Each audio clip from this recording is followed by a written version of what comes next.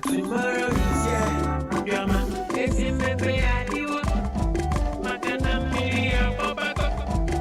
Industrial revolution. Abata golden do. Opa digital economy. Yeah. Agricultural revolution. Oh. Yeah. It's in Japan, baby.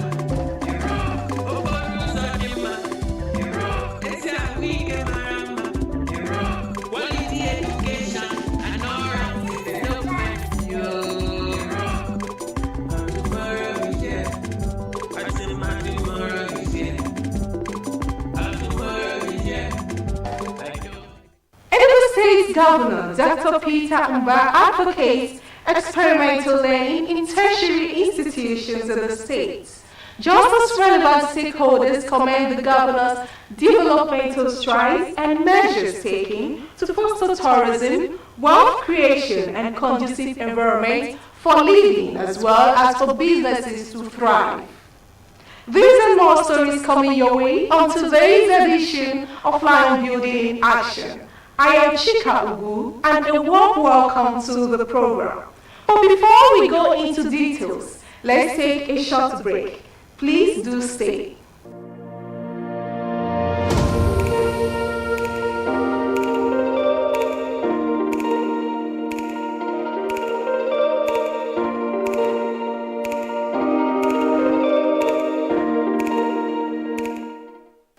Glad to know you are still there.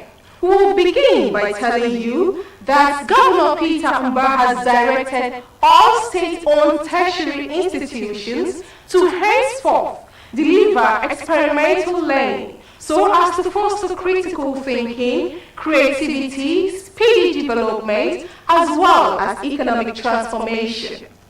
The governor gave the directive while delivering a lecture at the first Enugu State University of Science and Technology ASUT Distinguished Personalities Lecture Series held at the school auditorium.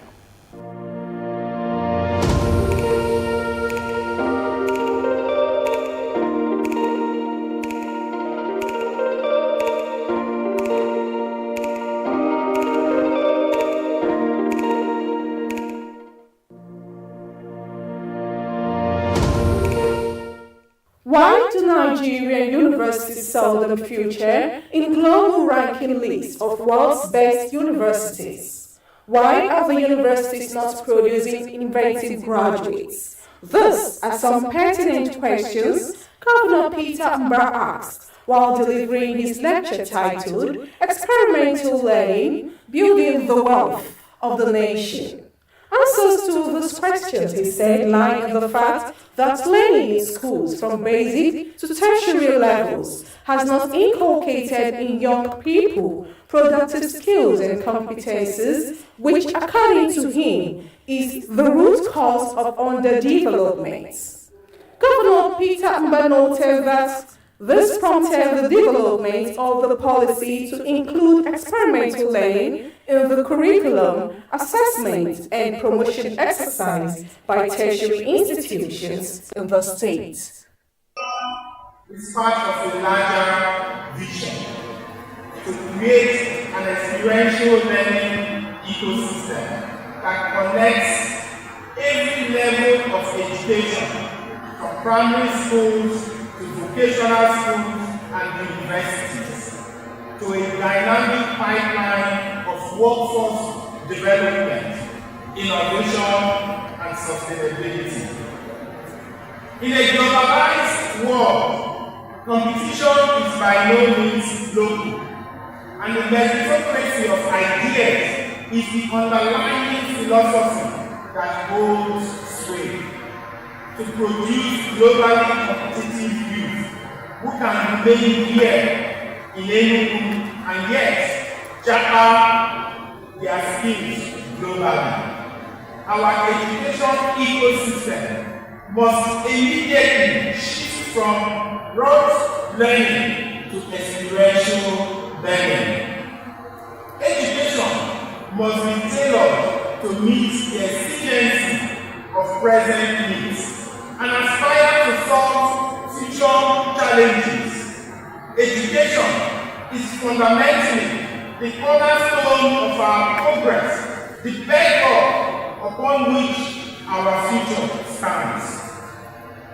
History is replete with many compelling cases for the embrace of innovation.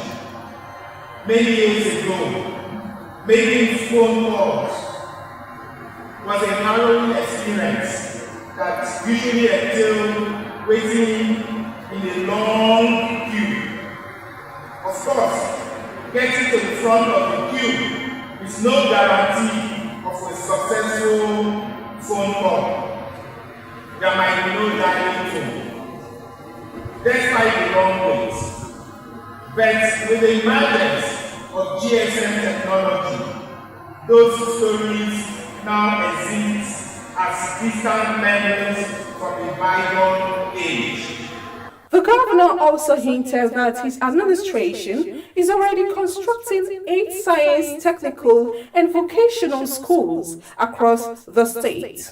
Some renowned academia in the state took turns to applaud the governor for his huge investment in the education sector and transformation leadership, cutting across all sectors. I felt that there would be the need at all time, twice a year, to have opportunity to interface with the town and the garden. The essence of interfacing is to equally test the theories we have been teaching and bring the master politicians and professionals to come and interface so that we can use them as an opportunity to find out whether what we are teaching, what we are practicing is in line with global conduct. Our great administration, the government of Parliament administration has from day one, upon assumption of the office, shown uncommon passion and commitment to the development of our educational institution, which he strongly believes is the bedrock and the key driving agent of development. Our dear governor and visitor to Enugu will be remembered in the history of Nigeria as the first state governor that beat the United Nations recommended benchmark of 30% of the annual budgetary provision in education. When majority of the states in the country were encouraging the increment of school fees and other sundry charges in response to the escalating high cost of living, occasioned by economic realities of the day, our current government narrated that ASUs and other institutions in the country should not increase school fees. We have people who parade themselves with all sorts of levels of certificates across our country. And when we listen to those who do analysis of why Nigeria is getting backwards instead of going forward, with all those in our institutions of higher learning, the facts come out. 1, 2, 3. 1, that people have known how to read and write, but they cannot produce anything because they have no experience with practical life. 2, because people who have gone to institutions of learning, they have knowledge, but they have turned out to be criminals because they have no ethical behavior. They are given opportunity to read and write, to work in banks, but you give them 10,000 naira, they add 1 more zero and they make it 100,000 naira. So education in knowledge without character. But number 3 is because our own culture and our own youth have a disconnect between what we do in the nursery and primary schools and what happens in higher educational systems. The governor also commissioned the Dr. Peter Mba Auditorium, named after him in appreciation of his contribution to the repositioning of the institution. To the glory of God. Our tomorrow is here.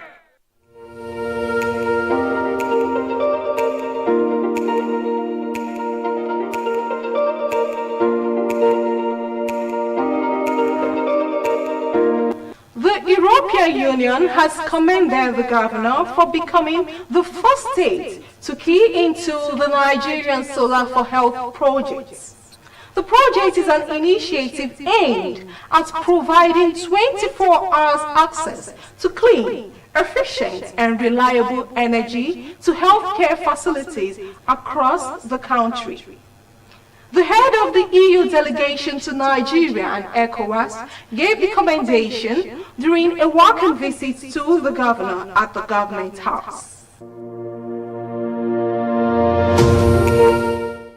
The leader of the delegation from the EU said the Union is interested in harnessing all the renewable energy potentials in the state and would visit some of the sites with such potentials. She commended the governor for committing time, resources and finance to the Nigeria Solar for Health project, which will benefit over 25 healthcare facilities in the state. It stands through 3 priority areas and economic development, sustainable economic development is priority number 1. It covers climate smart agriculture, renewable energy, energy efficiency, circular economy, digitalization, innovation,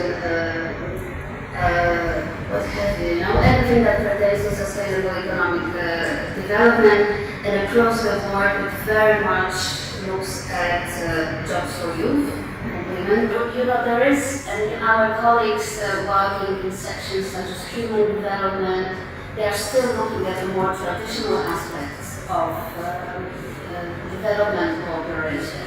However, when it comes to our teams, our work, we are seeing everything from the perspective of working through and with the private sector and creating solutions that are really activating entire communities and create livelihood options. What we on the national level would like to now do it together with the state. Since it is very important, we would like to now sit on this journey. We're sitting down together with the regulator, with the state education community to just understand what, first of all, is the idea, what's the target. And since this journey of innovation is also the first step, and you're one of the first days ahead, we believe that take any support you could get. We want to go on the journey with you, but we need to understand together what is it that you require, and then we'll see both on the regulatory side, on the capacity building side, and on projects development and enabling investments for renewable energy and energy efficiency, and of course all sorts of energy in the state. So that's where we stand, and we hope that this journey this time around will help us come together and understand where we need to do efforts together going forward. We aim to establish a minimum of 6 power plants in each of the different zones. So it's the one site per zone. So we've identified multiple sites in the state, and we hope with your support and support of the team, we'll be able to study in detail one of the sites in view of developing and actually starting work here. So we hope in essence that every state of the state and Southwest should benefit from this initiative funded by the EU. Governor Peter Mbahu reiterated his administration's commitment to education, healthcare and basic amenities, said the state government is gladdened with the proposal, since partnership and collaboration to grow the economy and better the lives of the people is at the core of his government's philosophy. Even when you have access to power, the cost of just even connecting to the grid is prohibitive. So even in rural communities where we have the grid, sometimes just because of the cost, you won't be able to get people connected to it. So this idea of having renewable resource is something we find very compelling to partner with. So when the proposal came, we didn't want to spare any time, we didn't want to spare any effort. We immediately lashed on it. So, and I'm also very glad to hear that there are windows of opportunities that we can also explore in renewable states, whether it's in hydro. I'm happy to hear that you will be visiting some of the sites. The governor further expressed optimism that the adventure will be a success and help improve service delivery in the healthcare sector.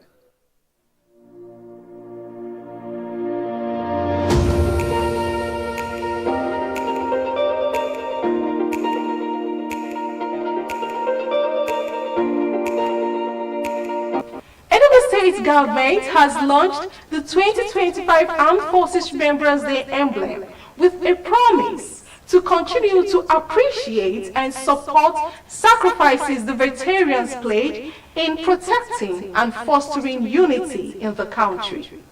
The launch kickstarts activities outlined for the 2025 Armed Forces Remembrance Day celebration.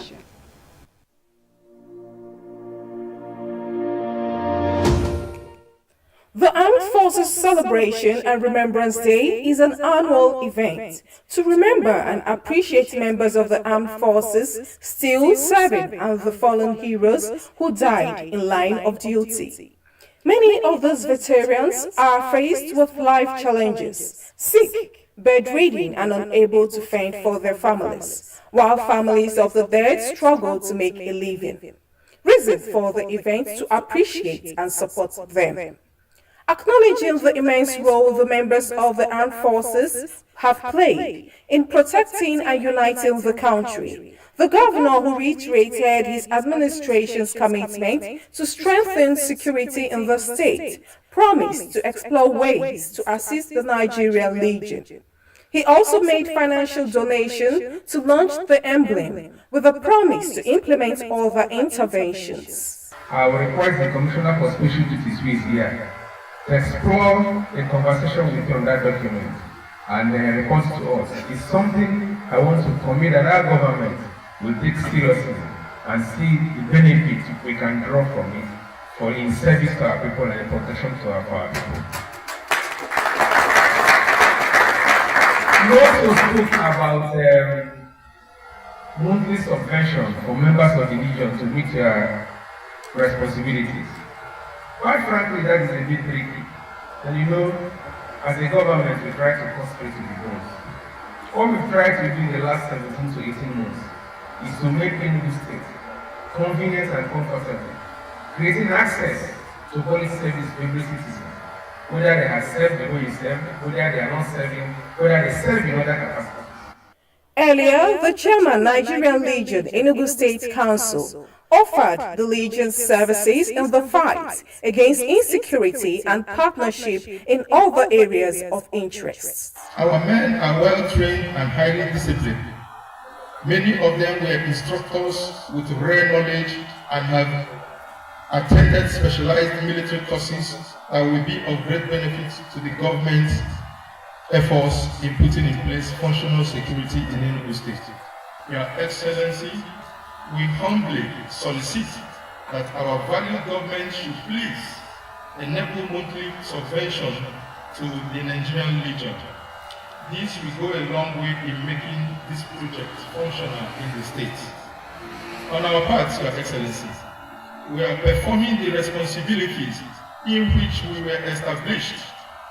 In the past, we outlined the blueprints and work plans of this present Legion leadership in the state, which we listed as follows: sanitizing the Legion, modernizing the Legion, and advancing the Legion. As a matter of fact, Your Excellency, we did not have all it takes to achieve our objectives in the manner we wanted. The problem of the Legion in Enugu State is impaired resources, which has affected the Legion mandate. However, we made milestone achievements. Goodwill messages and financial support came from representatives of the Nigerian Army, Air Force, Enugu Correctional Center, Traditional Rulers Association, and some other government functionaries. Wishing the entire Legion team all the very best. May your endeavors be filled with success. your bonds remain strong, and your mission be guided by honor and compassion. You are the guardian of justice, the defenders of the innocent, and the heroes we all look up to. Keep shining your lights and inspiring others to join the fight for a better world. Together, we can make a difference. Strength, courage, and resilience to you all. We want to congratulate our past heroes who have served this country in the most very sacrificial way. Some of them rendered their life for the good of our nation, protecting the sovereignty of our nation. So we are so happy, and we are here to encourage them and pray that God will continue to assist and give them the courage to do the work that they have assigned them to do. Good Lord, who used to serve this country and promote the unity of this country, they always settle both their life, and I know that all of us enjoy your activities and your services to us, and I convoke the power of my traditional authority to say peace unto this nation and unity unto our territory.